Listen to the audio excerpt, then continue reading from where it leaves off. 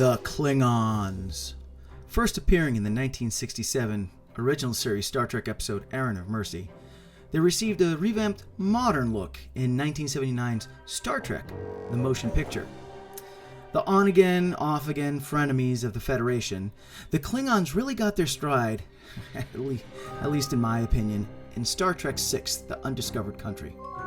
Or at least, that's when a little nerdy Puerto Rican fell in love with the Klingons. An empire built on a warrior ethos and honor just struck something in me. A love which grew when I watched Michael Dorn's depiction of Worf in Next Generation, and later on in Deep Space Nine with both Worf and J.G. Hertzler's General Martok. Discovery gave us a new take on that classic design, and even though it took some time, I warmed up to it.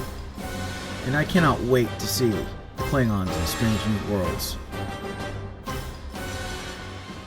But one thing I always want to do was dress up like a Klingon. But I don't mean just dress up, I mean like look like I had just walked right off of a Klingon bird of prey.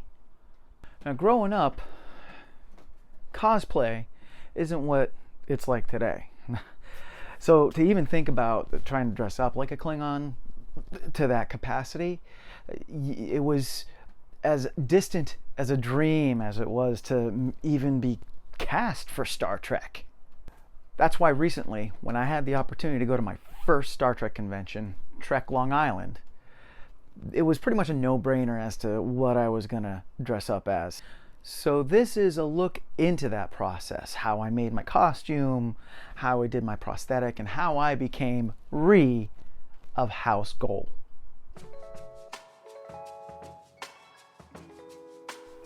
So the first thing I did was some research into Klingon costuming, and I found myself a good reference picture and instructions on how to put Klingon armor together. After that, I went to Etsy and found a great prosthetic maker because I do not have that skill set. Then when the ridges came in, I did a test fit of them. Also, along with a piece that I had made for a barbarian cosplay, I figured it would go well with my Klingon. After some supply shopping, it was time to start fabricating and assembling.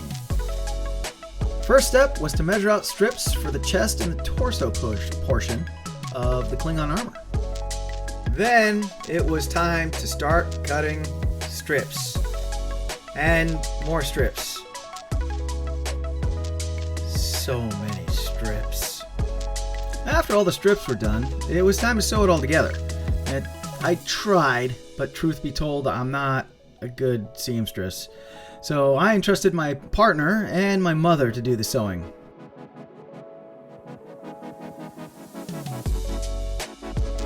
Day of the convention and we put it all together.